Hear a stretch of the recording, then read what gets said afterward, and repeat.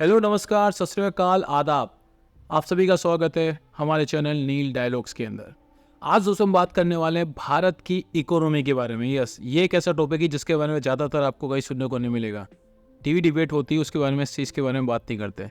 आज हम बात करेंगे सबसे कोर इशू के बारे में, GDP, gross domestic product. Yes, घरेलू सकल उत्पाद जिसको बोलते हैं शुद्ध भाषा के अंदर। आपने ये तो सुना होगा कैसे भारत दुनिया की 5वीं सबसे बड़ी अर्थव्यवस्था बन चुका है जीडीपी के मामले में। हमने रिसेंटली यूनाइटेड किंगडम यानी यूके को पछाड़ दिया है। अब हमसे आगे जापान, जर्मनी, चाइना और अमेरिका है। भारत की आकांक्षा है कि आने वाले टाइम के अंदर भारत $5 ट्रिलियन की इकोनॉमी बनेगा और बहुत बड़े बड़े सपने भारत ने देखे हैं। तो पिछले 10 साल के अंदर भारत की जर्नी कैसी रही है, भारत की जर्नी पिछले 10 साल में कैसी रही है, उसके बारे में हम बात करेंगे। और आज हमारे साथ फिर से जुड़े हमारे एक्सपर्ट यशपाल चौहान जी। यशपाल चौहान जी, स्वागत है आपका हमारे एपिसोड के अंदर। धन्यवाद। तो यशपाल चौहान जी, आज हम बात करने वाले भारत की जीडीपी के बारे में, कैसे भारत की इकोनॉमिक ग्रोथ हुई पिछले 10 साल में। खास कर अगर बात करें मोदी एरा के अंदर, यस, मोदी जी के टेन्योर के अंदर जो ग्रोथ हुई है उसके बारे में आज डिस्कस करने वाले हैं। आप अपनी राय बताइए, कैसे काम करती है सारी चीज़ें और कैसे एक आम इंसान इस जीडीपी जैसे बहुत ही कॉम्प्लिकेटेड वर्ड को समझेगा, कैसे काम करता है एक देश के लिए। थैंक यू नील भाई, आपने सही बोला। जीडीपी एक भारी भरकम वर्ड है। इसको हिंदी में सकल घरेलू उत्पाद भी बोलते हैं। तो मैं आपको बल्कि आपको और आपके दर्शकों को एक बहुत सरल भाषा में समझाना चाहता हूँ कि जीडीपी आखिर होती क्या है। ये सकल घरेलू उत्पाद क्या होता है। सकल घरेलू उत्पाद या जीडीपी बेसिकली एक इनकम है, एक आय है जो आपके मैन्युफैक्चरिंग से भी आ सकती है, कोई चीज़ बनाने से, एग्रीकल्चर से भी हो सकती है, और जो आप अपनी सेवाएं देते हैं उनके बदले में जो धन प्राप्त होता है। तो ये सभी तरह की आय का जो टोटल होता है उसको हम लोग जीडीपी, ग्रॉस डोमेस्टिक प्रोडक्ट या सकल घरेलू उत्पाद बोलते हैं। और शुद्ध मतलब बहुत सिंप्लिसिटी में मैं आपको बताना चाहूँगा कि जैसे कोई एक गांव है, क्योंकि जीडीपी के लिए हमको एक सीमा रेखा देखना बहुत ज़रूरी है। उस सीमा के अंदर जिस तरह की भी इनकम है, वहाँ पे जो भी आय हो रही है, चाहे वो एग्रीकल्चर से हो, मैन्युफैक्चरिंग से हो, या किसी प्रकार की सेवाएं देने के अगेंस्ट हमको उसका वो उपदान मिला हो, उस सब तरह की आय का टोटल को हम उस एरिया की जीडीपी या सकल घरेलू उत्पाद कहेंगे। जैसे अगर हम देश के बारे में बात करते हैं तो देश की सीमाओं के अंदर जो भी व्यापार से, एग्रीकल्चर से, मैन्युफैक्चरिंग मतलब उत्पादन से, निर्माण कार्यों से, सेवाओं से, सेवा जैसे आईटी हुआ, डॉक्टर हुए, इन सब से मिलकर जो टोटल आय बनती है उसको हम ग्रॉस डोमेस्टिक प्रोडक्ट जीडीपी कहते हैं। यहाँ पे एक ये बहुत ध्यान देने वाली बात है कि सीमाओं के अंदर किसी भी तरह का व्यापार, किसी भी तरह का निर्माण, किसी भी तरह की सेवाएं का आदान प्रदान होने से जो धन, जो आय बनती है, वो भले ही वो लोकल के लोगों द्वारा हो या फिर कोई बाहरी व्यक्ति या बाहरी इंस्टीट्यूशन। जैसे देश के जब हम बात करते हैं तो जो मल्टीनेशनल कंपनी अगर वो यहाँ पर आकर देश के अंदर जो बिजनेस करती हैं, जो आय का स्रोत करते हैं, तो उस आय को भी जोड़ा जाता है और कुल आय को हम लोग ग्रॉस डोमेस्टिक प्रोडक्ट बोलते हैं। ओके, धन्यवाद चौहान साहब, इतने सिंपल शब्दों में जीडीपी के बारे में बताने के लिए। लेकिन मेरा एक सवाल है, मेरा पर्सनल सवाल है। अगर भारतीय लोग जो बाहर के देशों में रहते हैं, एनआरआई लोग जिसको बोला जाता है, वो अगर कंट्रीब्यूट करते हैं, पैसा भेजते हैं भारत के अंदर, तो क्या ये जीडीपी में कैलकुलेट होता है? बहुत सुंदर सवाल। जैसा मैंने बताया कि सीमा के अंदर जो धन अर्जित किया जाता है, किसी भी देश की सीमा के अंदर जो आय अर्जित की जाती है, वो उस देश की जीडीपी के टोटल में आती है। तो अगर कोई भारतीय बाहर अपनी सेवाओं को प्रदान कर रहा है या बाहर अपना बिजनेस चला रहा है, उससे होने वाली आय वो उस देश के जीडीपी में जोड़ी जाएगी, ना कि भारत के में।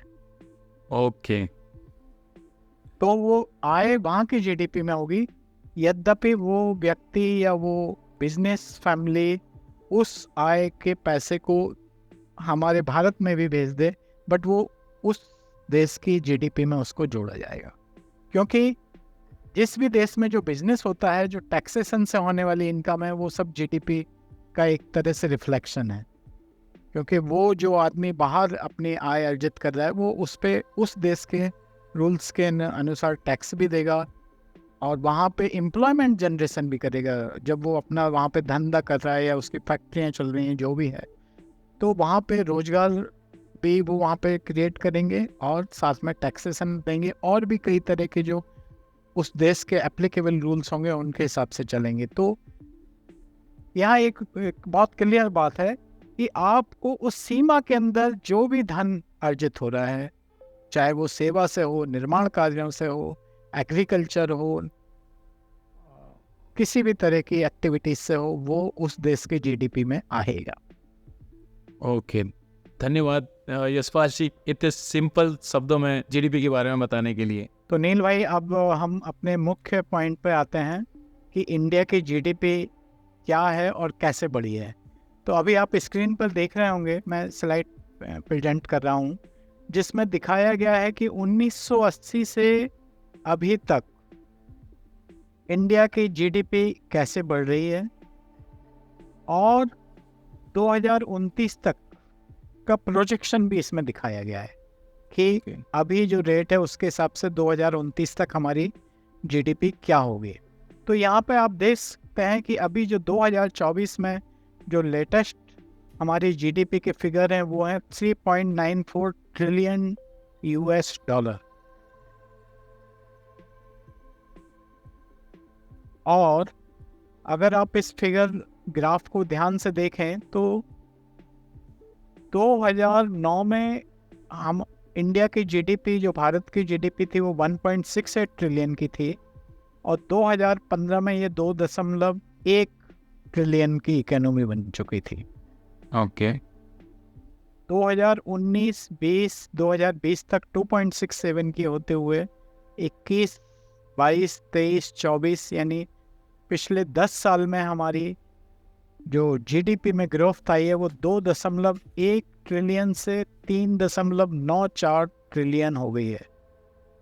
आप ये कह सकते हैं कि ये ऑलमोस्ट 10 साल में भारत की अर्थव्यवस्था में जो भारत की जीडीपी है वो ऑलमोस्ट डबल हो गई है। अब मैं भारत की जीडीपी को चाइना की जीडीपी से भी कंपेयर करना चाहूँगा, क्योंकि पहले आपको ग्राफ में एक काफ़ी तेज़ी से भारत की अर्थव्यवस्था उस ग्राफ में बढ़ती दिख रही थी, लेकिन यहाँ पे आप देखेंगे तो जो नीचे वाली लाइन है जो ज़्यादा डार्क कलर में है वो इंडिया की जीडीपी है और जो ऊपर वाली लाइन है वो चाइना की जीडीपी है। चाइना की जीडीपी इस समय 18.53 ट्रिलियन यूएस डॉलर है और आप देखेंगे कि सन 1992-93 या 1990 में भारत और चाइना की जीडीपी बराबर थी, ऑलमोस्ट बराबर थी। और 1990-94 से चाइना की जीडीपी ने भारत की जीडीपी से धीरे धीरे ज़्यादा तेज़ी से बढ़ना शुरू किया और 2010 के बाद तो पिछले 10 सालों में काफ़ी गति से चाइना की इकोनॉमी बढ़ी है।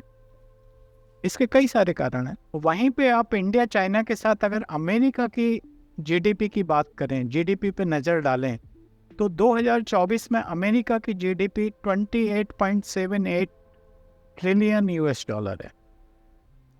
और आप इस ग्राफ को ध्यान से देखेंगे, जो सबसे ऊपर की हरी लाइन है वो अमेरिका की है। 1980 से 2024 तक जो जीडीपी में विकास दर है, ग्रोथ रेट है, वो अमेरिका की उतनी नहीं है। अमेरिका की जीडीपी स्लो धीमी गति से आगे बढ़ रही है। इवन 1980 में इंडिया की जो आज इंडिया की जीडीपी है 3.94 ट्रिलियन यूएस डॉलर, वो 1980 के दशक में ऑलरेडी अमेरिका की उतनी जीडीपी थी। तो अभी मैं आपको एक चीज़ यहाँ पे ये दिखाना चाहता हूँ कि जैसे हमारे भारत के प्रधानमंत्री श्री नरेंद्र मोदी जी बोलते हैं कि हम देश को तीसरी बड़ी इकोनॉमी बनाएंगे। तो इस फिगर को देखने से पता चलता है कि वो ऐसा क्यों नहीं कहते कि हम देश को दूसरी बड़ी इकोनॉमी बनाएंगे या पहली बड़ी इकोनॉमी बनाएंगे। तो यहाँ पे आपको देख के समझ में आता है कि आज के दिन जो भारत की 3.94 यानी almost 4 trillion economy, US dollar की इकोनॉमी, इस समय चाइना की 18.5 ट्रिलियन की है और अमेरिका की 29 ट्रिलियन ऑलमोस्ट यूएस डॉलर की इकोनॉमी है। तो ये गैप बहुत बड़ा है। प्लस जो पिछले 10 साल का रेट ऑफ चेंज देखेंगे, जो विकास दर की गति है, वो उनकी ज़्यादा है। तो यहाँ ये देख के एक एहसास होता है, ये समझ में आता है कि हम जो प्रेजेंट हमारी कंडीशन है, जो वर्तमान स्थितियाँ हैं, और जो इवन हम फ्यूचर को प्रेडिक्ट भी करते हैं, तो उसको देख के साफ लगता है कि दूसरे नंबर की इकोनॉमी बनना कितना कठिन है। सही कहा आपने। इसीलिए मोदी जी कहते हैं कि हमारा 2047 का विजन है। वो कहते हैं कि 2027 तक या इसके आसपास हम थर्ड इकोनॉमी बन जाएंगे, लेकिन सेकंड की बात नहीं करते, क्योंकि उनको भी ये फिगर की जो वास्तविकता का यथार्थ पता है। तो ये जो अभी तक मैंने आपको जीडीपी के आंकड़े दिए हैं, वो आईएमएफ और फोर्ब्स आईएमएफ के सूत्रों से के पोर्टल से लिए हुए हैं। अब यहाँ पे एक जस्ट क्विक नज़र, एक जल्द में नज़र हम लोग डालते हैं कि जो जीडीपी की दृष्टि से जो टॉप 10 देश कौन से हैं। पहले नंबर पे अमेरिका है, चाइना है, तीसरे पे जर्मनी है, जापान है, फिर इंडिया, यूनाइटेड किंगडम, सातवें पे फ्रांस, इटली, ब्राज़ील, कनाडा। तो यहाँ पे ये बताना ज़रूरी है कि 2014 में जब मोदी जी ने सरकार संभाली थी, उस समय भारत का नंबर 10वां था, और आज 10 साल बाद 2024 में भारत 5वें स्थान पे आ चुका है। और आप यहाँ पे ये देखेंगे कि जैसे जर्मनी, जापान का जो वर्तमान जीडीपी है वो 4.7, 4.2 ट्रिलियन यूएस डॉलर के बराबर है, और भारत का इस समय जो ये लेटेस्ट डाटा फोर्ब्स के हिसाब से है कि 4.1 ट्रिलियन यूएस डॉलर हो चुका है। तो इसीलिए हम जो हमारी प्रोग्रेस रेट देखते हुए हमको लगता है, भारत के इकोनॉमिस्ट को लगता है, और मुझे मोदी की गारंटी या मोदी जी को आत्मविश्वास है कि हम अगले 2 सालों में इसको, इन दोनों कंट्री जापान और जर्मनी को एक्सिट कर जाएंगे, क्रॉस कर जाएंगे और तीसरे नंबर पे पहुंच जाएंगे। क्योंकि अभी जो गैप हमारा जर्मनी जापान के साथ है वो बहुत कम है, और उनकी प्रोग्रेस, उनकी जो विकास दर है वो भारत की विकास दर की गति से कम भी है। यहाँ पे मैं आपको एक इंटरेस्टिंग फैक्ट शेयर करना चाहता हूँ कि आप क्या सोच सकते हैं कि भारत की इकोनॉमी कभी 1 नंबर पे रही होगी? नो, लगता नहीं है। ये जो ग्राफ नजर आ रहा है उस हिसाब से कि भारत कभी 1 नंबर पर आओ। नहीं, ये ग्राफ तो अभी के हैं, 1980s, और लोगों ने स्पेशली वर्ल्ड वॉर 2 के बाद स्टार्ट किया है। लेकिन उससे पहले भी तो विश्व में इकोनॉमी चल रही थी, विश्व की अर्थव्यवस्था थी, एक जगह से दूसरी जगह सामान जाता था, व्यापार होते थे, सिल्क रूट था चाइना का। तो आपको ये जान के आश्चर्य होगा कि जो पहली शताब्दी थी से सन 1000 तक, जैसे अभी 2024 चल रहा है, सन 1000 तक भारत प्रथम नंबर की अर्थव्यवस्था थी। 1000 साल पहले? हाँ, 1000 साल पहले नहीं, 1000 साल तक, मतलब आज से 1500 साल पहले लगभग। ओके।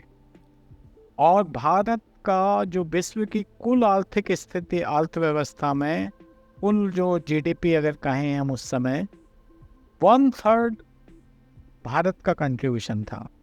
अगर मैं भारत बोलता हूँ, हाँ भारत बोलता हूँ, तो पूरा अखंड भारत की बात करता हूँ, उस समय जो भारत था, और हम लोग पहले नंबर पे थे।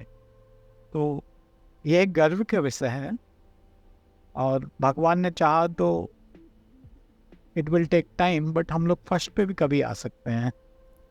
उसके लिए कई फैक्टर होते हैं। चलो बैक टू द पॉइंट।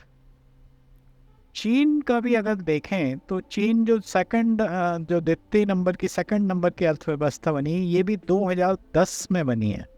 उससे पहले जापान की अर्थव्यवस्था सेकंड नंबर पे थी। तो 2010 में चाइना ने जापान को टेक ओवर किया, और अभी रिसेंटली जापान को जर्मनी ने भी टेक ओवर करके थर्ड, शायद विद इन 6-7 मंथ्स जर्मनी तीसरे पोजीशन पे आ गई है। तो चौहान साहब, ये जीडीपी के बारे में तो आपने बता दिया, इतने बड़े बड़े आंकड़े बताया जाता है, लेकिन आम इंसान ये जानना चाहता है कि जो खबरें आती है कि आज भी गरीबी ज़्यादा है, गरीबी बढ़ गई, इतना सब कुछ है, $3 ट्रिलियन की हमारी इकोनॉमी बढ़ गई है, तो ये अंतर क्यों इतना सारा?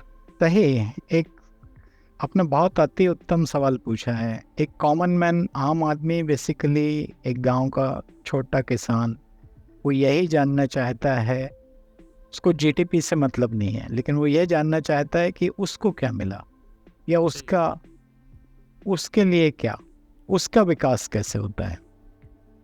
तो यहाँ ये तो समझना होगा कि जो जीडीपी है, जो कुल आय है, आय तो महत्वपूर्ण है, लेकिन वो कितने लोगों में बंटती है। क्योंकि अभी तक हम जीडीपी मतलब कुल आय की बात कर रहे थे।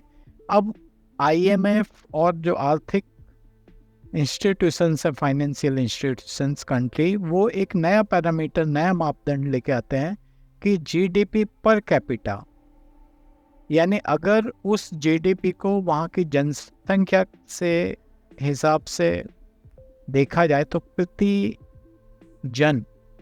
प्रत्येक व्यक्ति पर कितने आय आती है, उसको हम कहते हैं जीडीपी पर कैपिटा।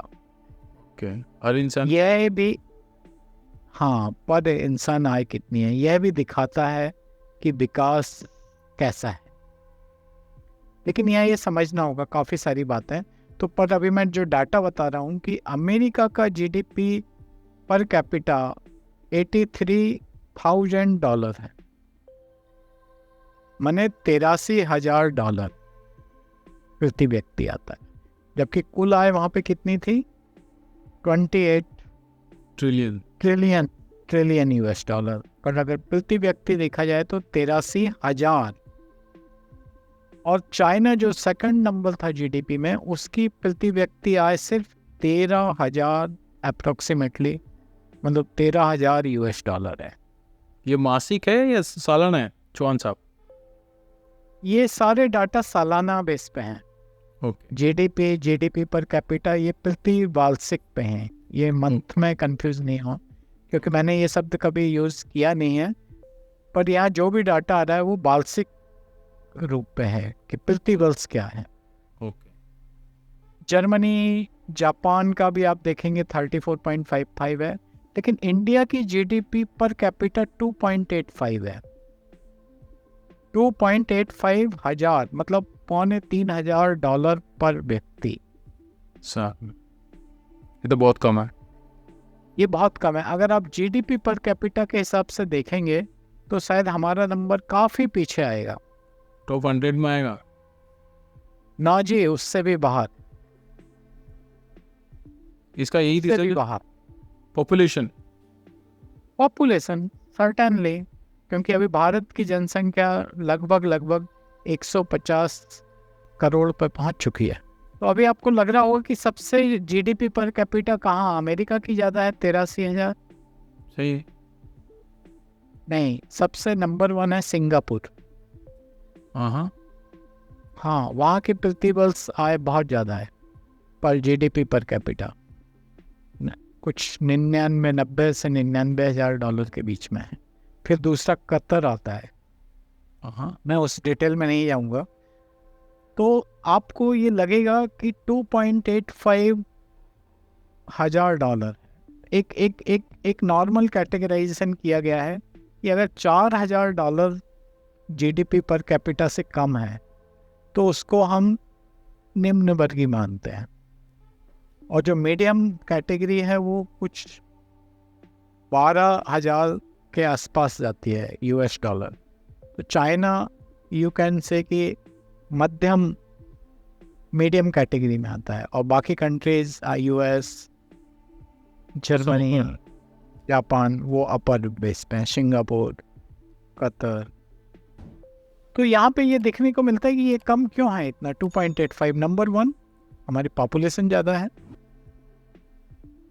दूसरा, हमारी जो भी ये मेजर कंट्रीब्यूशन है वो सर्विस सेक्टर से भी बहुत आ रहा है।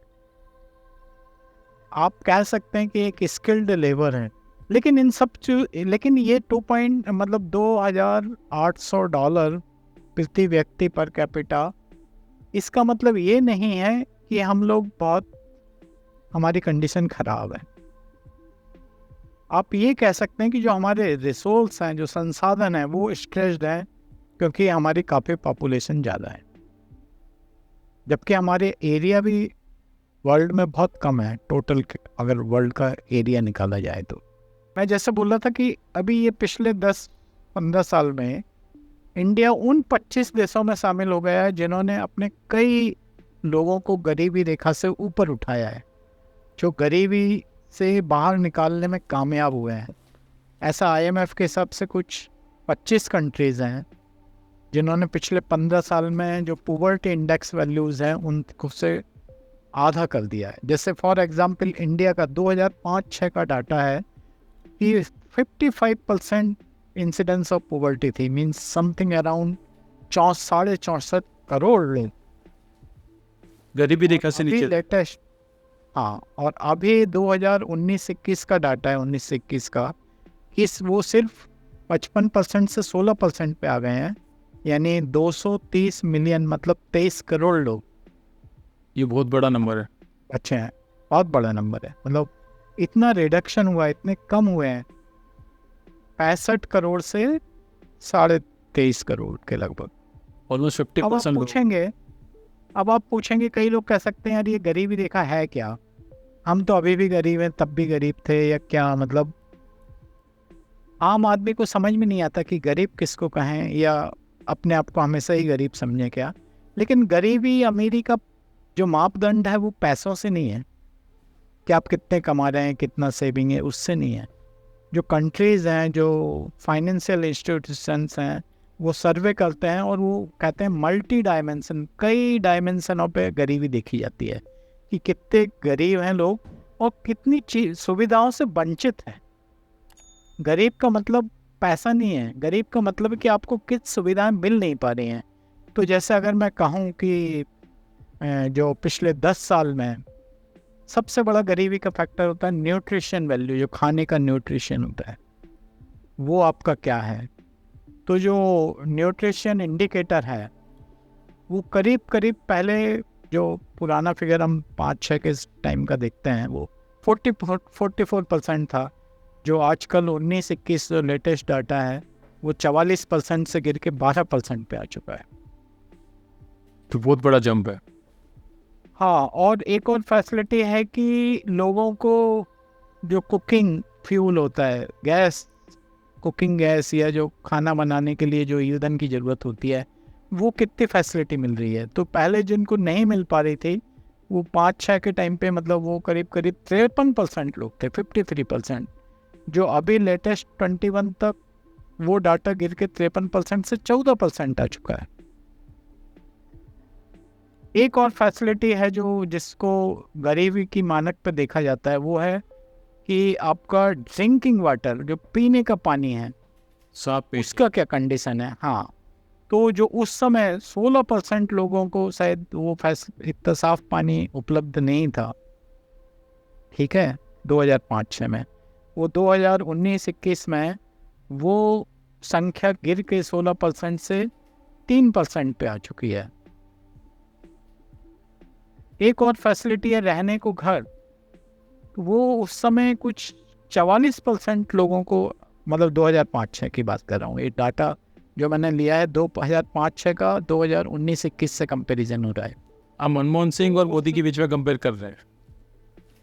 हाँ, मतलब पिछले 15 साल का। It's not a comparison between personality, it's a era. हाँ, ओके। तो उस समय क्योंकि उन्होंने भी पहले से कम किया होगा, लेकिन जो रेट है वो बहुत ज़्यादा हुई है। ओके। तो जो हाउसिंग, घर वगैरह रहने के लिए, वो भी 44% था उस समय, आज सिर्फ 14% लोग बचे हैं जिनको ये। तो काफ़ी फिगर्स हैं जिसकी वजह से फाइनली सारे लोग कह रहे हैं कि भाई जो आपका विकास हुआ है, मतलब आपके गरीबी, लोग वह गरीबी रेखा से ऊपर उठे हैं। तो वो गरीबी जो पैसे के टर्म में नहीं है, वो फैसिलिटी है कि अब कितने लोगों के पास ये फैसिलिटी पहुंच गई है और वो उसको अफोर्ड कर पा रहे हैं। लोगों को गरीबी रेखा से ऊपर लेके आए। तो हाँ, तो जैसे मैंने न्यूट्रिशन वैल्यू बोला, जैसे मैंने कुकिंग फ्यूल बोला, मतलब, और रहने को घर बोला, साफ पीने को साफ पानी बोला, और एक और इम्पोर्टेंट फैक्टर है जो है चाइल्ड मोर्टलिटी रेट, बच्चों का, मतलब अपरिपक्व बच्चे जो बच नहीं पाते थे पहले, ये रेट उस समय 4% थी लगभग, जो आज गिर के, मतलब 21 के डाटा के हिसाब से 1.5% आ गई है। ओके। तो फाइनली मैं ये कहना चाहूँगा कि मतलब इस तरह से कई, और आपको एक और चीज़ पे आश्चर्य होगा जो मोदी का था कि सबको टॉयलेट देंगे, तो वो भी एक फैक्टर ऐसा है कि पहले ये सैनिटेशन उस समय 5-6 में करीब 50% लोगों को खुले में सोच करना पड़ता था। हाँ अवेलेबल नहीं था, जो आज मतलब 2021 के डाटा के हिसाब से ये रेट उस समय के 50% से गिर के 11.3% हो चुकी है। तो अभी आप समझ पा रहे होंगे कि ये एक मल्टी डायमेंशनल पॉवर्टी इंडेक्स में कैसे लोगों को ऊपर उठाया गया है, समझ गया, रातों रात क्योंकि चीजें चेंज नहीं होती, ये धीरे 10 धीरे सालों में। हाँ। और दूसरा, गरीबी का मतलब ये नहीं है कि पैसा, कि आप मेरे सेविंग अकाउंट में अगर 10,000 हैं या 15 लाख हैं या 25 लाख हैं तो मैं गरीब हूँ से ऊपर उठ गया, वो नहीं है। आप कितना, आपको फैसिलिटी मिल पा रही हैं और कितना आप उनको अफोर्ड कर पा रहे हैं, इससे आपका जीवन स्तर, बेसिकली आपका जीवन स्तर बताता है। सही है। जो लाइफ स्टाइल में है वो इम्प्रूवमेंट आया है। करेक्ट। नील भाई, अभी तक हम बात कर रहे थे जीडीपी की, कि ग्रॉस डोमेस्टिक प्रोडक्ट कितना है, उसका हम लोगों ने तुलना किया चाइना के साथ, अमेरिका के साथ, और साथ में हमने बात किया गरीबी के ऊपर भी, कि भारत में इन 10 सालों में कैसे कितने लोगों को गरीबी रेखा से ऊपर उठाया गया। उसका हमने उस पर भी बात किया कि मल्टी डायमेंशंस क्या थी पॉवर्टी, गरीबी के लिए। अब मुख्य बात करते हैं कि जीडीपी का ग्रोथ रेट, माने जीडीपी की विकास दर क्या रही, जो सबसे इम्पोर्टेंट है, जिस पे हमारी सरकारों का, पिछले 2 सरकार, मतलब जो प्रधानमंत्री श्री नरेंद्र मोदी के नेतृत्व में हुई, उनका क्या प्रभाव रहा, क्योंकि ये इस पैरामीटर, इस जो विकास दर का मापदंड है, इस पे परफॉर्मेंस पे सीधा सीधा रिफ्लेक्ट होता है कि हमारी अर्थव्यवस्था की विकास दर, माने जीडीपी की ग्रोथ रेट कैसी रही। इससे हमको पता चलता है कि हमारी सरकार का या उनके प्रयत्नों का कितना परफॉर्मेंस, कितना इफेक्टिव रहा, कितना कैसा परफॉर्मेंस रहा। तो मैं ज़्यादा बात ना करते हुए सीधे डाटा पे आता हूँ। जैसा आप स्क्रीन पे देख रहे हैं कि 2010, 2011, 2014 में भारत का जो ग्रोथ रेट था वो करीब करीब 2011 में 5.2% था, और जब 14 में जब सरकार आती है तो उस समय 7.8% था। इवन 15-16 में भी 8% के आसपास रहा। तो पहले 3 साल 8% रहा, लेकिन जब हम देखते हैं कि 2017 में ये 6.8% रहा, 2018 में 6.5% रहा, ये 2%। आप सोचेंगे जब सब कुछ अच्छा चल रहा था तो ये गिरावट क्यों आई। तो यहाँ पे मैं ये बताना चाहूँगा कि 2016 में, नवंबर 2016 में भारतीय प्रधानमंत्री श्री नरेंद्र मोदी द्वारा एक एक्शन लिया गया था जिसकी वजह से ये गिरावट आई थी। वो क्या एक्शन था, क्या आप अनुमान लगा सकते हैं? नहीं तो मैं बताता हूँ। नोटबंदी। हाँ, नोटबंदी का। तो जो नोटबंदी 8 नवंबर 2016 को लागू की गई थी, और जो सडनली अचानक से श्री नरेंद्र मोदी ने, जिसका बारे में बताया गया था कि ये नोटबंदी लागू की जाती है, जिसको कई लोग डिमोनेटाइजेशन के नाम से भी जानते हैं, उसका जो उद्देश्य था वो था कि कैसे भारत में काला धन को कम किया जाए, भ्रष्टाचार को कम किया जाए, और जो जाली मुद्राएं थीं उन पे कंट्रोल किया जाए। साथ में एक और उद्देश्य ये भी था कि जो पाकिस्तान द्वारा जो टेरर फंडिंग होती थी उसको कैसे चेक किया जाए, उसको कैसे कंट्रोल किया जाए। इस पे कई कई इस पे विवाद रहे हैं कि क्या यह पॉलिसी, यह एक्शन अपने उद्देश्यों को प्राप्त करने में कामयाब रहा, नहीं रहा। काफ़ी लोगों का अलग अलग मत है, लेकिन अगर हम एक ब्रॉड सेंस में, एक विशेष बड़े परिप्रेक्ष्य में देखेंगे कि इसका असर तो हुआ था, ये अपने ऑब्जेक्टिवों को, अपने उद्देश्यों को प्राप्त करने में काफ़ी हद तक या कुछ हद तक सफल भी रहा था। तो ऐसा नहीं है कि ये अचानक काम भारत में हुआ था, प्रधानमंत्री मोदी ने किया था। यहाँ मैं ये भी बताना चाहूँगा कि कुछ साल पहले, मतलब 2015 में, ये एक्टिविटी, ये काम जिम्बाब्वे गवर्नमेंट ने भी किया था कि उन्होंने अपने डॉलर को डिमोनेटाइज किया था। और उससे पहले फिजी में, सिंगापुर में, फिलीपींस में भी की अर्थव्यवस्था को भी सुधारने के लिए नोटबंदी का, डिमोनेटाइजेशन का काम किया जाता। तो इसके बारे में मैं ये बताना चाहूँगा कि काफ़ी लोगों ने क्या बोला था नोटबंदी के बारे में। सबसे पहले मैं जिक्र करना चाहूँगा भारत के पूर्व प्रधानमंत्री श्री मनमोहन सिंह जी का, जिन्होंने बोला था कि इस एक्शन की वजह से जो जीडीपी की ग्रोथ रेट है वो 2% तक अफेक्ट हो सकती है, और ये अनऑर्गेनाइज सेक्टर को बहुत ज़्यादा प्रभावित करेगा, हर्ट करेगा। एग्रीकल्चर को हर्ट कर सकता है, स्मॉल इंडस्ट्रीज को हर्ट कर सकता है। साथ में कुछ विपक्षी नेताओं जैसे राहुल गांधी ने तो बोला था कि ये स्कैम होने के तक इसमें चांसेस हैं, और अरविंद केजरीवाल ने बोला था कि चेंज पीएम नॉट नोट्स। लेकिन इन सब के बावजूद नोटबंदी अपने उद्देश्यों को पाने के लिए काफ़ी हद तक या कुछ हद तक सफल रही थी। बट इसका एक बहुत बड़ा फ़ायदा ये भी हुआ कि इसने भारत के सभी लोगों को एक डिजिटल पेमेंट मोड पे जोड़ दिया, जो कि एक बहुत बड़ी बात थी। आज भारत का यूपीआई को पूरे विश्व में सराहना की दृष्टि से देखा जाता है कि इतना बड़ा डिजिटल पेमेंट सिस्टम जो बनाया गया है, और वो एक छोटे से छोटे व्यक्ति की, जो स्ट्रीट गलियों में अपना ठेला लगाते हैं, उनकी तक ये डिजिटल पेमेंट में भागीदारी सुनिश्चित हुई। तो इसका भी श्रेय कुछ हद तक या बड़ी हद तक इस एक्टिविटी को भी जाता है। इस बीच में प्राइम मिनिस्टर मोदी द्वारा एक बहुत बड़ा काम ये भी किया गया था, जिसको मैं उल्लेख करना चाहूँगा कि जीएसटी को उन्होंने लागू किया अपने कार्यकाल में। तो जीएसटी से बहुत ज़्यादा एडवांटेज हुआ, उससे बहुत ज़्यादा लाभ हुए जो जीएसटी को लागू किया। जैसे फॉरेन इन्वेस्टमेंट में बढ़ोतरी हुई, एक सिंगल वन टैक्स सिस्टम लागू हुआ, कंप्लायंस जो होती थी, ब्यूरोक्रेसी, वो उसमें कमी आई, सिंपल एक्सेस हुआ, बड़ी आसानी से लोग बाग चेक कर सकते थे। जो लॉजिस्टिक्स हैं, ट्रांसपोर्ट लॉजिस्टिक्स, उसमें सिंप्लिसिटी आई, सहजता आई, और जो कम डेवलप स्टेट थे उनको भी ऊपर उठाने में इससे जीएसटी से सहायता मिली। मेक इन इंडिया प्रोजेक्ट या मेक इन इंडिया जो इनिशिएटिव लिया गया, उसमें फ़ायदा हुआ। और जो कैस्केडिंग होती थी, इससे वो, उससे वो, उससे वो सब हट गए। इससे ऐसा होगा तो वैसा होगा, वैसा होगा।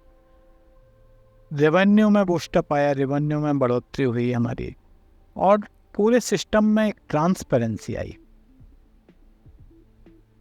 साथ ही साथ इसमें जीएसटी से कुछ डिसएडवांटेज भी हुए, जैसे कीमत में बढ़ोतरी हुई हर चीज का। जो सॉफ्टवेयर के ऊपर खर्चे होते थे उनमें बढ़ोतरी हुई। पहले बहुत काम हाथों से था, अपना बही खाते टाइप, बट सॉफ्टवेयर होने से सॉफ्टवेयर पे एक्सपेंसेस बढ़े। जो स्मॉल मीडियम इंटरप्रेन्योरशिप थे उन पे टैक्स बर्डन भी बढ़ा। और साथ ही साथ अगर मैं बात करूं तो जो ऑनलाइन फाइलिंग सिस्टम में माइग्रेशन वगैरह हो रहा था वो हुआ, कंप्लाइंस भी काफ़ी हद तक बढ़ी। और एक और इम्पोर्टेंट आया कि जो रियल एस्टेट का बिजनेस था उसमें कुछ लॉसेस होना शुरू हुए, फ्यूल कंट्रोल हो गया। और ये जीएसटी भी एक बहुत जल्दबाजी में इसको इम्प्लीमेंट भी किया गया था। उसका फ़ायदा भी है, नुकसान भी है, क्योंकि कई बार आप बहुत परफेक्शन के चक्कर में कोई काम पूरा नहीं कर पाते, और जो इनकम टैक्स की क्रेडिट वगैरह थी उसमें मिसमैच हो रहा था। तो इसमें मैं ये ज़्यादा नहीं जाऊँगा डिटेल में। अगर आप चाहेंगे तो दर्शक लोग बता सकते हैं कि जीएसटी पे एक डिटेल्ड वीडियो बनाना है कि बात करना हो तो हम फिर उस पर वीडियो बना सकते हैं, वो तुम देखना नील। और थर्ड पॉइंट अगर मैं इसमें हमारी बात करता हूँ कि अगर आप ग्राफ को ध्यान से देखें तो 2020 में काफ़ी डिप आया है। तो 2020 में नील भाई आपको पता होगा कोरोना आया था, और कोरोना ने ना सिर्फ भारत में बल्कि विश्व स्तर पर बड़े बड़े देशों में ये अर्थव्यवस्थाओं को हिला दिया था। तो मैं यहाँ पे एक बहुत जल्दी मैं आपको बताना चाहूँगा कि कोरोना के साल हमारे भारतीय अर्थव्यवस्था पे क्या प्रभाव पड़ा था। जैसा आप देख रहे हैं, अगर ओवरऑल देखें तो -5.8% की गिरावट हुई थी। बट अगर आप इसको थोड़ा डिटेल में देखना चाहें तो मैं आपको बताना चाहूँगा कि जो मैन्युफैक्चरिंग थी उसमें काफ़ी कमी आई थी। मैन्युफैक्चरिंग की अगर मैं बात करूं तो जैसे मेजर कंपनी थी L&T, Larsen Toubro, UltraTech cement, Grasim industry, Aditya Birla group, Tata Motors, इन्होंने कई अपने ऑपरेशनों को बंद कर दिया था। कई दिनों तक ना उन्होंने अपने ऑपरेशन को, फैक्ट्रियों को बंद कर दी थी। और 31 मार्च 2021 तक कई कंपनियों जैसे कमिंस वगैरह ने तो अपना महाराष्ट्र के प्लांट बंद कर दिए थे। एग्रीकल्चर में भी, खेती में भी ऐसा अनुमान उस समय लगाया गया था या ऐसा देखा गया कि 10% किसान ने अपनी क्रॉप जो है वो कर ही नहीं पाए थे, फसलों को कर ही नहीं पाए थे। और 60% ऐसे थे जिनको यील्ड लॉस हुआ था, मतलब उनकी फसलें आई नहीं थी। जैसे आपको पता होगा कि हमारा भारत चाय का निर्यात करता है, एक बड़ा देश है चाय निर्यातकों में, उसमें 8% तक की कमी आ गई थी। जो मतलब मार्च 2020 में अगर मार्च 2019 का कंपैरिजन किया जाए तो चाय का एक्सपोर्ट, चाय का निर्यात 33% गिर गया था। और लॉकडाउन में फूड का वेस्टेज भी बहुत हुआ था, क्योंकि सप्लाई चेन अफेक्टेड हो गई थी। तो छोटे मोटे किसानों का जो डेली बेसिस पे सब्जी वगैरह और छोटे छोटे काम कर रहे थे वो मार्केट में नहीं आ पा रहे थे, उनका सेल नहीं हो रहा था, तो चीज़ें उनकी वेस्ट भी हो रही थी। तो एग्रीकल्चर पे भी बहुत फ़र्क पड़ा। और एनर्जी की बात की जाए, ऊर्जा की, तो एनर्जी में भी मतलब 2020 में, कोरोना के साल में 46% की कमी आ गई थी ईंधन की खपत में।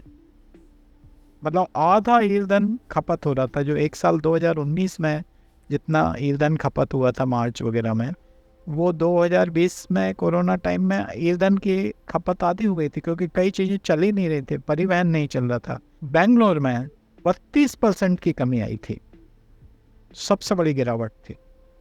एक मेट्रो सिटी का एग्जांपल दे रहा हूँ, बॉम्बे में 29% की कमी आई थी।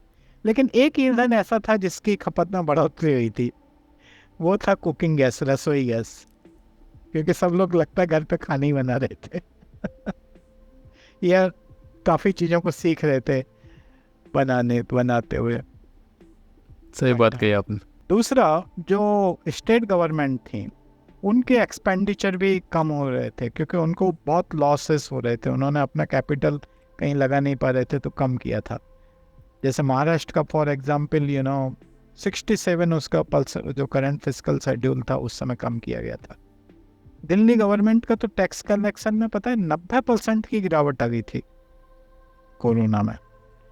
मध्य प्रदेश की गवर्नमेंट भी जो इनकम थी ना वो 85% गिर गई थी अप्रैल 2020 में कोरोना के टाइम पे। तो एक और सेक्टर ऐसा था जिसमें काफ़ी अच्छा परफॉर्मेंस था, वो था टेलीकॉम। क्योंकि कोविड-19 के दौरान टेलीकॉम सेक्टर में वर्क फ्रॉम होम उस समय अस्तित्व में आया था, तो इसलिए टेलीकॉम की काफ़ी ज़रूरत हो रही थी। अगर काफ़ी लोग उस समय टेलीकॉम सेक्टर से जुड़े थे, काफ़ी लोगों ने मीटिंग्स ऑनलाइन वगैरह करना शुरू की, डाटा की खपत भी काफ़ी बढ़ी और कई लोगों ने यूट्यूब और कई एक्टिविटी टिकटॉक उस समय होते थे उन सब में काफ़ी अपने आप को एंगेज करना शुरू किया था। और 6.5% का जीडीपी टेलीकॉम से आया था जो ग्रोथ थी 2019 में।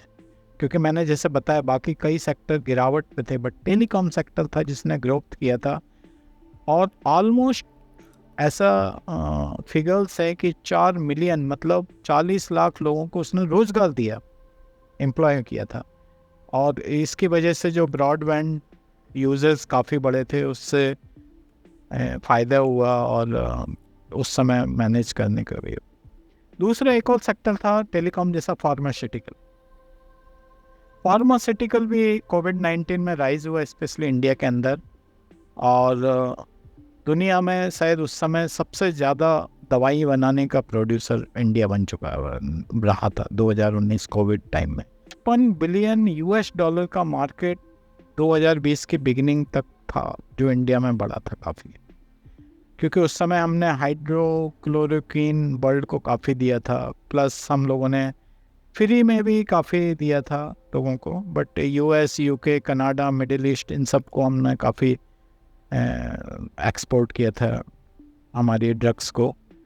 और एक और सेक्टर जिसको मैं बताना चाहूँगा ऑयल एंड गैस सेक्टर ने भी कोविड के दौरान ना काफ़ी कंट्रीब्यूट किया था, क्योंकि इस समय ऑयल एंड गैस का डिमांड बहुत घट गया था। कंप्लीट जो लॉकडाउन हुआ था उसने डिमांड को इतना स्लो कर दिया था कि कम से कम 2/3 डिमांड जो है वो ऑटो और इंडस्ट्रियल का कम हो गया था। तो तुम फाइनली ये देखोगे कि काफ़ी वजह थी, रीजनेबल वजह थी जिनकी वजह से प्रोग्रेस हमारी गिरावट आई इकोनॉमी में। बल्कि मैं तो यहाँ तक ये कहूँगा कि गवर्नमेंट ने उसको इतने अच्छे से हैंडल किया चीज़ों को, जैसे फार्मास्यूटिकल, टेलीकॉम, डेली बेसिस पे, कि हमारी गिरावट बहुत कम रही, नहीं तो कहीं ज़्यादा होती। और जो आप वी शेप का रिबाउंड देखेंगे वो भारत सरकार के अच्छे प्रयत्नों की वजह से ही इतना जल्दी इतना शार्प रिबाउंड आया है, क्योंकि इन सारे सेक्टरों को इंडिविजुअली देखा गया, कहाँ क्या करना है वो सब एनालाइज किया और तुरंत उसको इम्प्लीमेंट भी किया गया। सो अभी तक हमने 3 महत्वपूर्ण बातों पर चर्चा की, जो 3 चैलेंजेस मोदी गवर्नमेंट ने पिछले 10 साल में फेस किए अर्थव्यवस्था के विकास दर में: नोटबंदी, जीएसटी, कोरोना। और अब मैं इसको हमारे विकास दर को चाइना के विकास दर से कंपेरिजन करता हूँ।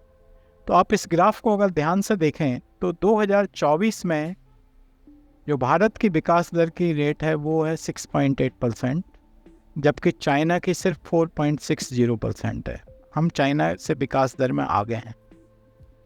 लेकिन अगर आप 2020 का कर्व देखें तो ये देखेंगे कि इंडिया की -5.8 या 5.4% पे गई थी, जबकि चाइना का विकास दर इतनी नहीं गिरी थी। लेकिन उनकी जो रिकवरी हुई है वो हमसे कम हुई है विकास दर के मामले में।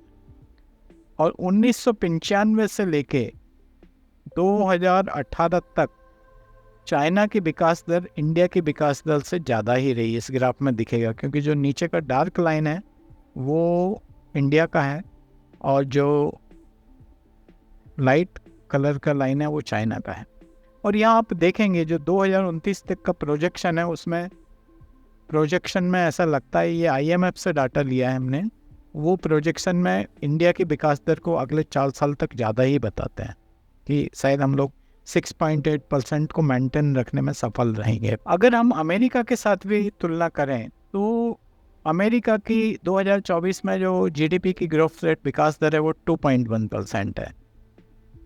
तो आप देखो कि हम कहते हैं कि इंडिया की ग्रोथ रेट 6.8% है, चाइना की ग्रोथ रेट 4.6% है और अमेरिका की ग्रोथ 2.1% है। तो इससे देख के हमको ऐसा लगता है कि रेट तो हमारी ज़्यादा है, लेकिन एक्चुअल में एब्सोल्यूट वैल्यू में हमारे पैसे क्या हम ज़्यादा कमा रहे हैं चाइना से?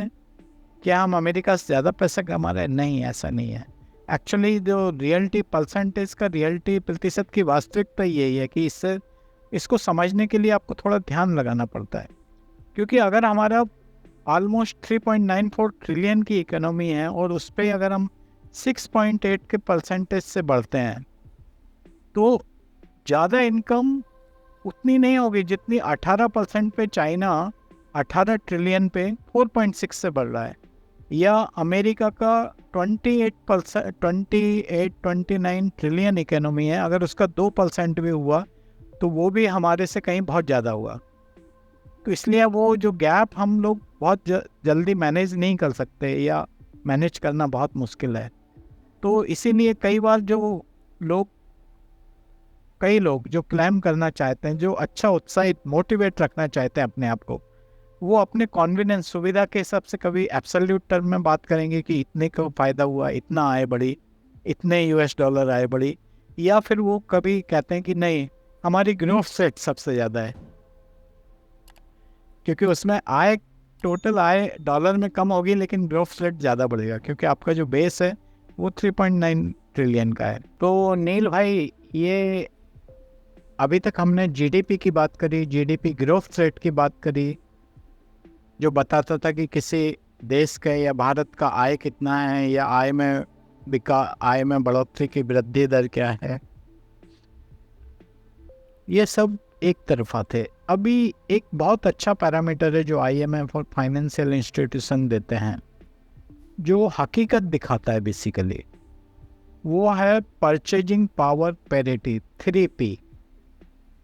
अब आप पूछेंगे परचेजिंग पावर पैरिटी है क्या, ये क्या है? तो ये कैसे काम एक्चुअली, करता है? हाँ, ये क्या काम करता है, इसका क्या सिग्निफिकेंस है, क्या महत्व है इसका, तो मैं बताना चाहूँगा आपके दर्शकों को कि ये परचेजिंग पावर पैरिटी एक बहुत अच्छा मैक्रो इकोनॉमिक मैट्रिक है, जो बेसिकली अर्थशास्त्रियों को बताता है कि कोई दो देशों का कंपैरिजन करना है तो वो कैसे करना है, कैसे पता चलेगा कौन अच्छा है क्या। तो ये बेसिकली ये PPP आपका इकोनॉमिक प्रोडक्टिविटी, माने जो आर्थिक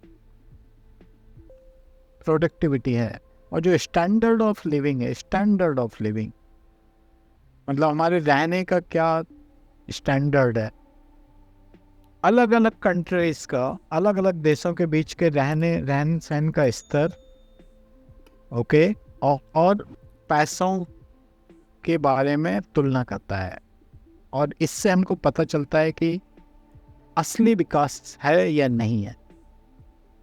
तो इसको अगर मैं मोटा मोटा तुमको बताना चाहूँ तो मैं तुम्हें ये अभी मैं ये समझाता हूँ एक सिंपल सी लैंग्वेज में कि ये आखिर PPP है क्या, ये परचेजिंग पावर पैरिटी है क्या, ये मतलब कैसे रहन सहन के स्तर को तुलना कर लेता है, कैसे आपके पैसों को तुलना कर लेता है। तो ये बेसिकली इसमें क्या करते हैं जो अर्थशास्त्री लोग, वो कुछ 1000 आइटम मान लो, कुछ फॉर एग्जाम्पल, उनको देखते हैं कि अगर वो भारत में लेना है तो कितना कॉस्ट लग रहा है, वही अगर अमेरिका में लेना है तो कितना कॉस्ट लग रहा है, चाइना में लेना है तो कितना कॉस्ट लग रहा है। तो ये जो एक्सचेंज रेट है बेसिकली, ये आप ऐसा मत समझिए कि ये खाली करेंसी का, नोटों का एक्सचेंज रेट पे डिपेंड करता है, ऐसा नहीं है। जैसे आप बोलेंगे कि यार इसमें क्या बड़ी बात है, $1 में 82 रुपये होते हैं तो ये यहाँ चीज़ इतने की मिलेगी तो वहाँ उतने की मिलेगी। करेक्ट। सही। अगर कोई चीज़ यहाँ पे इंडिया में 100 रुपए की मिल रही है तो वो वहाँ, या इंडिया में 83 रुपए की मिल रही है तो वहाँ पे $1 की मिलेगी। लेकिन ऐसा नहीं है, कई सारे आइटम ऐसे हैं जो कई चीज़ों पे डिपेंड करता है, तो वो पैरिटी होती है। पैरिटी मतलब जो करेंसी एक्सचेंज रेट से जो डिफरेंस आ रहा है उससे कहीं ज़्यादा अंतर होता है, और वो पैरिटी बताते हैं कि वहाँ पे विकास की स्थिति क्या है। जैसे मैं अभी सीधा आता हूँ इस पे, जैसे ये जो लेटेस्ट डाटा है जो 1980 से 29 तक का ट्रेंड है, या 2024 का जो डाटा है, इंडिया की परचेजिंग पावर पैरिटी अगर in terms of billion of international dollars, यहाँ पे एक्चुअली यूएस डॉलर इसलिए नहीं लिखा गया क्योंकि ये लोग एक बास्केट को देखते हैं जिसमें 5-6 बड़ी बड़ी करेंसी होती हैं। ओके, तो इंडिया का फॉर एग्जांपल ये कहते हैं कि 14.59 थाउजेंड, मतलब मोटा मोटा $14,500 है। चाइना का $35.3 है, और अमेरिका में तो 28.78 $US है। तो इससे क्या समझ में आता है, या पाकिस्तान का भी एक डाटा लिया है कि $1.64 सॉरी $1.64,000 है। तो इसका मतलब जैसे अभी मैंने एग्जाम्पल में बोला कि फॉर एग्जाम्पल कोई 1,000 आइटम है, उनको इंडिया में आप खरीदोगे तो $14,500 लग रहे हैं, बट वही चीज़ अमेरिका में खरीदोगे तो $28,000 लग रहे हैं। वही चीज़ आप चाइना में खरीदेंगे तो $35,000 लग रहे हैं, वही जो ग्रुप 1,000 आइटम का। तो इससे क्या पता चलता है, इस समय तो आप कंफ्यूज हो रहे होंगे कि यार ये तो महंगा है, अमेरिका तो महंगा है, करेक्ट, पाकिस्तान में तो बहुत सस्ते में मिल रहा है, वहाँ तो $2,500 मिल जाएगा। हाँ, लेकिन ऐसा नहीं है। ये ज़्यादा क्यों है? ये ज़्यादा इसलिए है, जो हाई पीपीपी इसलिए ज़्यादा है कि स्टैंडर्ड ऑफ लिविंग ज़्यादा है वहाँ पे, तो वहाँ पे इनकम भी उतनी ही ज़्यादा है। भाई जब ज़्यादा इनकम होगी तभी तो आप ज़्यादा पैसे दे के कोई चीज़ खरीद पाएंगे, और वहाँ पे वो चीज़ अवेलेबल भी होगी। बात खरीदने की नहीं, अगर मैं कहता हूँ पाकिस्तान का 1.64 थाउजेंड है, तो हो सकता है वो आइटम वहाँ पे मिले भी ना आपको, क्योंकि बिजनेस करने वाला आदमी वहीं पे जाएगा जहाँ पे हायर इनकम ग्रुप हो। सही। करेक्ट। और हायर इनकम ग्रुप बिजनेस क्यों ज़्यादा होगा? जहाँ पे स्टैंडर्ड ऑफ लिविंग ज़्यादा हो। अब एक ऑडी एक कार है, ऑडी एक कार है, वो नेचुरली कहाँ कहाँ बिकेगी? जहाँ पे पीपीपी ज़्यादा होगा। तो जो हाई पीपीपी है, मतलब ये परचेजिंग पावर पैरिटी, वो बताता है कि इसके आदमी, इसके नागरिक ज़्यादा चीज़ें खरीद सकते हैं, ज़्यादा सर्विसेज खरीद सकते हैं, जो सेवाएं हैं। इसका मतलब यह है कि वहाँ उस देश के नागरिक एक अच्छी ज़िंदगी, बेटर क्वालिटी की ज़िंदगी जी सकते हैं, जिसमें अगर मैंने बेटर क्वालिटी की बात करता हूँ तो फिर आपको बताना चाहूँगा, पुराने चीज़ पे जाता हूँ, गरीबी, कि बेटर हाउसिंग ले सकते हैं वो, ठीक, बेटर हेल्थ केयर मिल अफोर्ड कर सकते हैं, बेटर एजुकेशन अफोर्ड कर सकते हैं, और जो वैकेशन लेजर एक्टिविटी होती है ना, घूमने फिरने वाली, रिलैक्स वाली, वो अच्छी कंडीशन में रह सकते हैं। तो हाई पीपीपी का मतलब समझ में आ रहा होगा आपको कि ये सारी इसीलिए ज़्यादा है क्योंकि वहाँ पे बेटर क्वालिटी की चीज़ें ज़्यादा है। जैसे आप कोई अच्छी यूनिवर्सिटी में एडमिशन लेते हैं तो वहाँ ज़्यादा फीस लगती है फॉर द सेम कोर्स। किसी कंट्री में आप जाते हैं जहाँ की पीपीपी कम है, एडमिशन मिलेगा बट क्वालिटी ऑफ एजुकेशन नहीं मिल पाएगी आपको शायद। यूएस वाले ओडी खरीद सकते हैं, पाकिस्तान वाले तो भी गधा ही खरीदेंगे। यार जो भी सोच लो, बट कोई मतलब डिपेंड करता है, ठीक है ना, बट ओके, इतना डायरेक्ट आंसर नहीं दूंगा मैं। जैसे मैंने बताया इंटरनेशनल ट्रेड और कम्पिटिटिवनेस क्या है, क्योंकि ये पैरिटी बेसिकली 3 चीज़ों पे, 4 चीज़ों पे, जैसे मैंने कॉस्ट ऑफ लिविंग पे बताया, हायर इनकम पे बताया, इकोनॉमिक डेवलपमेंट उस कंट्री में कितने हैं वो होते हैं। इंटरनेशनल ट्रेड एंड कम्पिटिटिवनेस क्या है, अगर जितना आपका पीपीपी ज़्यादा होगा तो वहाँ पे चीज़ें उतने ही एक्सपेंसिव होंगी कि वहाँ पे आप एक्सपोर्ट कर सको। तो आपको लगेगा कि जो इंटरनेशनल मार्केट में ये वाला प्रोडक्ट मेरा कॉस्टली है, लेकिन आप इंपोर्ट आराम से कर सकते हैं क्योंकि आपके जो प्राइसेस बाहर सिंपल हैं। इन्वेस्टमेंट अट्रैक्ट होता है, हायर पीपीपी मींस बाहर से भी इन्वेस्टमेंट ज़्यादा आएगा, क्योंकि आप क्या कर रहे हैं, बेसिकली फॉरेन इन्वेस्टर्स को अट्रैक्ट कर रहे हैं। उनको लगता है कि यहाँ पे एक पोटेंशियल है, यहाँ एक क्षमता है, फ्यूचर पोटेंशियल है डेवलपमेंट का, और ज़्यादा डेवलप होने का। उनको लगेगा उनका पैसा सिक्योर है, रेट ऑफ रिटर्न ज़्यादा है। तो इसलिए एफडीआई जो फॉरेन डायरेक्ट इन्वेस्टमेंट है वो भी ऐसी कंडीशन में बढ़ता है।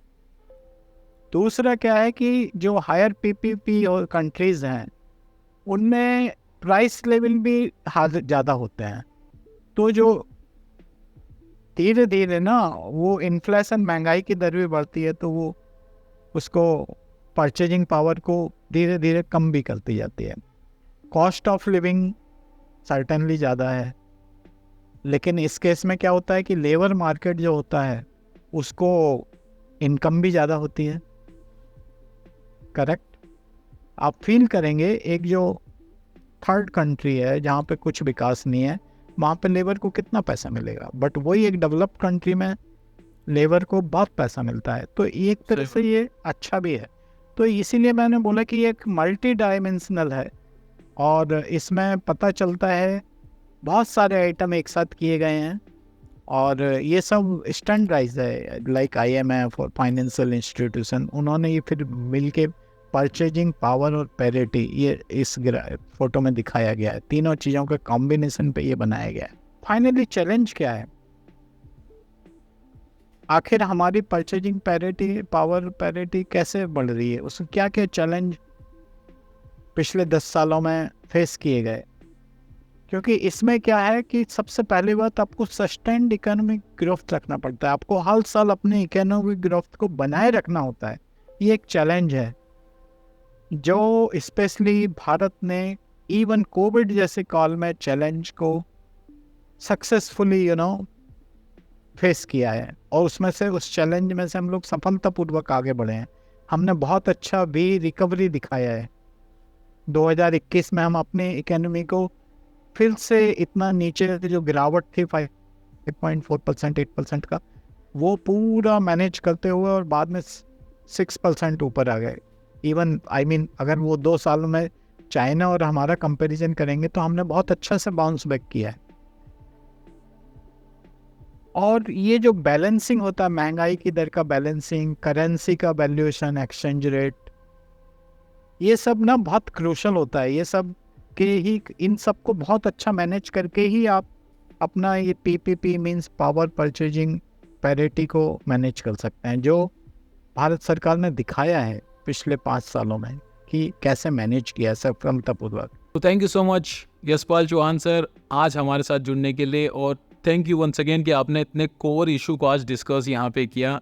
आम जनता को यही सारे इशूज सुनने होते हैं, लेकिन मोस्टली मीडिया इस सारी चीज़ों के बारे में बात नहीं करती। आज आपने हमें बताया कि कैसे जीडीपी काम करता है, जीडीपी है क्या वो आपने बताया, कैसे परचेसिंग पावर कैसे काम करता है, कैसे गरीबी रेखा जो है वो काम करती है, कैसे सरकार ने पिछले 10 साल के अंदर सारी चीज़ें चेंज की, कैसे कोरोना की महामारी आने के बावजूद भारत की इकोनॉमी कैसे फिर से ग्रोथ पकड़ी है। सारी चीज़ों को आपने बहुत ही शुद्ध भाषा में एकदम सिंपल शब्दों में आपको बताया, जिससे एक आम आदमी को सारी चीज़ें यहाँ पे जानने को मिली। तो first of all thank you so much हमारे साथ जुड़ने के लिए आज के पॉडकास्ट के अंदर Yashpal Chauhan sir. Thank you, धन्यवाद। तो दोस्तों आपने देखा कि किस हिसाब से हमने सबसे कोर इशू को कवर किया, जहाँ पे पिछले 10 साल के अंदर कैसे मोदी सरकार के राज्य के अंदर भारत में जो ग्रोथ देखने को मिली, कोरोना होने के बावजूद, पूरी दुनिया का मार्केट गिरने के बावजूद भी भारत ने अपनी एक सस्टेनेबल ग्रोथ यहाँ पे बताई है। और कोर जो चीज़ होती, टॉपिक्स होते हैं जिसके बारे में ज़्यादा डिस्कस नहीं होता, जीडीपी वगैरह, इन सारी चीज़ों के बारे में, तो आज हमने कोर डिस्कस यहाँ पे किया। तो डेफिनेटली आपको ये चीज़ अच्छी लगी होगी, और आप हमें बताइए हमारा कंटेंट आपको कैसा लगता है, क्या चीज़ आपको अच्छी लगी नीचे कमेंट करके जरूर बताना, और इसके बाद यही बताना कौन सी ऐसी चीज़ थी जो आपको पसंद नहीं आई। एक ऑनेस्ट फीडबैक तो होना ही चाहिए। और वीडियो अगर अच्छा लगा हो तो प्लीज़ एक थम्स अप छोड़ देना, आपके भाई का चैनल है, इस वीडियो को शेयर कर दीजिए शायद दोस्तों के साथ, उन्हें डेफिनेटली अच्छा लगेगा।